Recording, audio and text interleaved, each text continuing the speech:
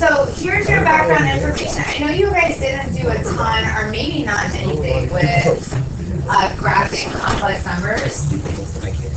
Complex numbers you can graph. The complex plane has your normal numbers, your integers on the x-axis, and then it has your i's on the y-axis. You don't need to know that. That's not something that I teach in this class. If you ever have to graph a complex number, if you had if it was 3 plus 2i, you would graph it like this. 3, 2i, there it is.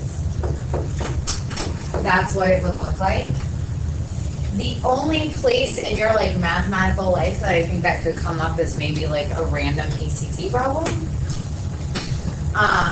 But what we're going to be doing is going back and forth from this a plus bi form that you guys have seen before, right? You guys did that in Algebra 2, to this new form, which is called polar form, or it's called trigonometric form.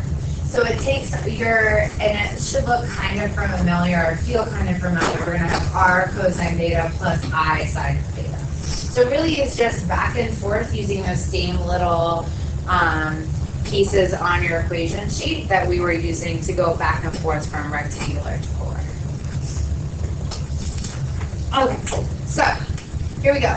Find the polar forms of each complex number. We're going 0 to 5. So we're starting with 3 plus negative I. What I'd like to do is label what those are. So that means A is radical 3, because we're given A plus BI. And what we want is polar form, which looks like this.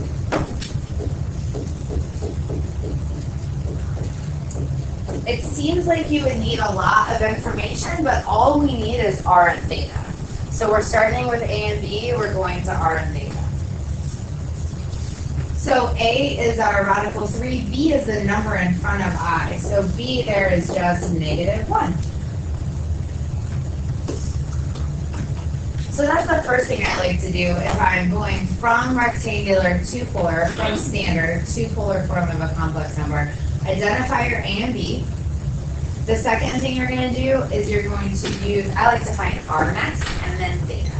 So r is your square root of a squared plus b squared.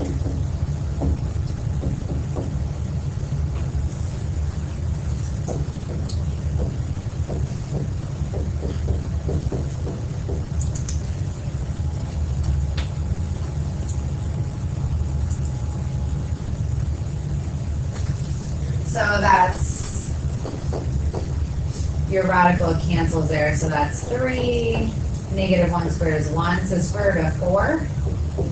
R ends up being 2 a lot, because I like to give you guys things from the unit circle. I don't want you to have to work with angles that aren't on the unit circle. And then, to find theta, you're going to use that tan to the negative 1 of b over a. So negative 1 over radical 3. So you guys know that that's radical 3 over 3. Rationalize that puppy.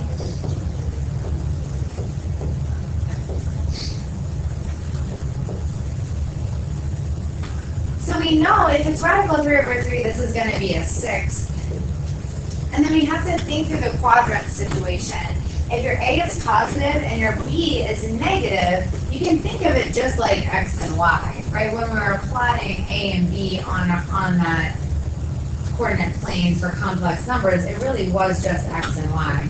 So if you're going positive X and negative Y, you're in the fourth quadrant, and your fourth quadrant 6 is 11 pi over 6.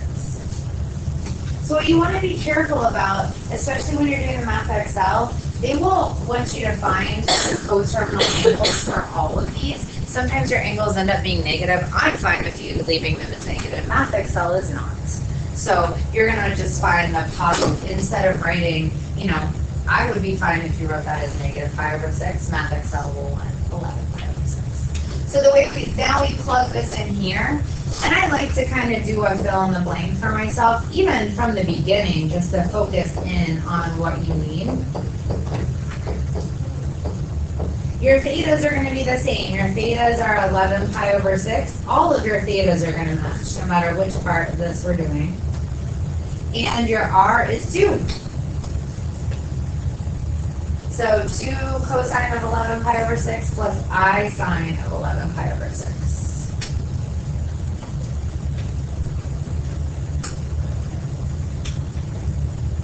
If you're just given 2i, I like to rewrite that, and I rewrote that for you already there, as 0 plus 2i.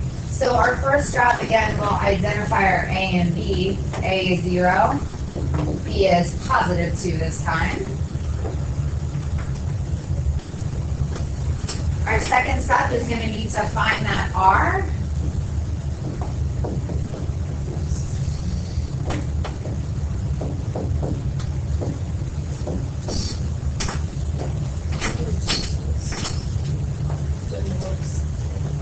That's on the back. Yeah, that we will do that today. Oh, it just looks like what you put on the little box. Yes. So what we're doing is we're going from rectangular to polar. Okay. So we're using that art. We're using this like kind of middle part. And I heard this said a couple of different ways. Demoivre, takes French. So you guys can roll your eyes at me. But that's for taking a complex number to a power. So instead of having to multiply it out a bunch of times, there's a formula for it. So 0 squared, 2 squared is 4, square root of 4 is 2. So if you want to start building that fill in the blank, there you're down at number 4.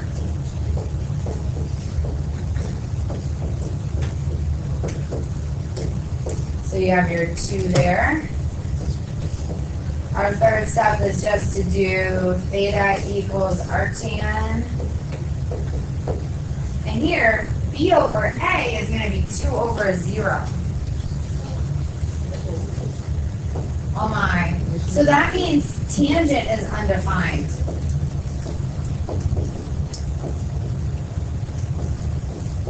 But think about where this would be graphed.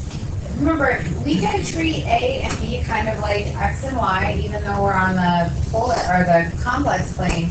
We're going over 0 and up 2. What angle is that? Pi over 2, yep. And tangent is undefined at pi over 2, right? Because we're over 0, up 1. Tangent is sine over cosine. So theta is pi over 2. So don't be freaked out. You know your units.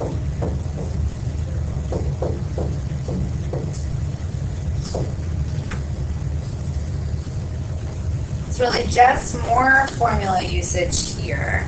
Try number 3, and I'll write the answer up.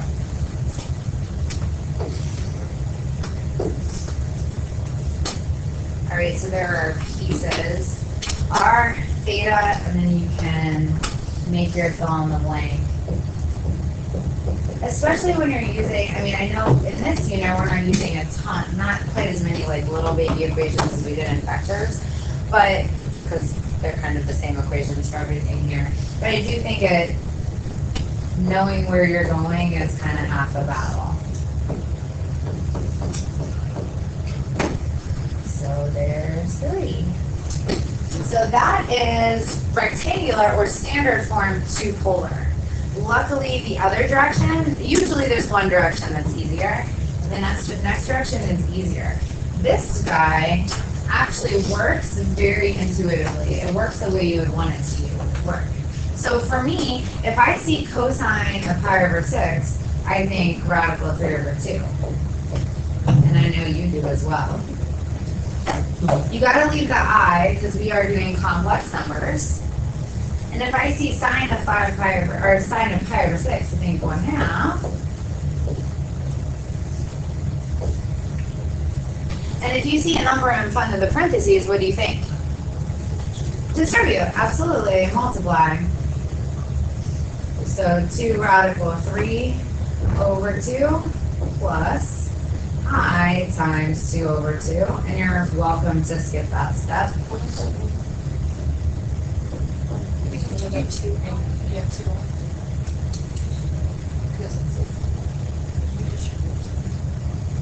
Oh, this is multiplication here, so that's all one term.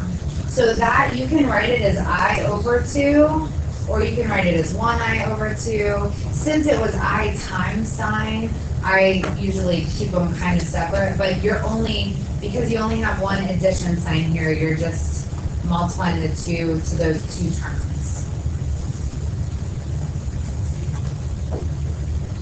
Really, whatever order you want there is fine. I kind of can't decide which I like. I kind of don't like the I anywhere. I think that's how kind of you guys feel about complex numbers too. Like, I don't mind complex numbers, but sometimes I just don't, especially with these. Like, where does the I look nicest to me? I don't know. All right, let's do this one. Again, you're just going to get your values here. So negative pi over 4 is the same as 7 pi over 4. So I know for all my pi over 4s, I've got radical 2 over 2's happening. In the fourth quadrant, cosine is positive and sine is negative. Here's where it's like really, I'm going to put the I in the back that time, okay? As long as it's not under the radical is the most important part.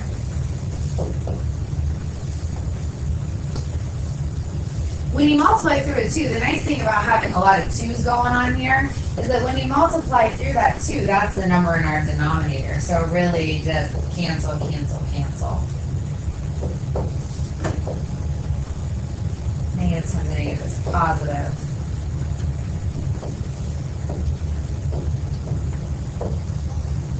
Again, where your I is, it doesn't matter as long as it's in that second term. Just make sure that it doesn't sneak under the square root. That would not be the right place for a radical. Good? Just watch this. Yes. How do you know it's in the fourth quadrant? Like with the negatives and stuff. Negative pi over 4, how do I know that's in the fourth quadrant? Yeah. So negative angles just route the opposite direction. So instead of going counterclockwise, they route clockwise. Oh, okay. All right. Why don't I do this? Let me stop this.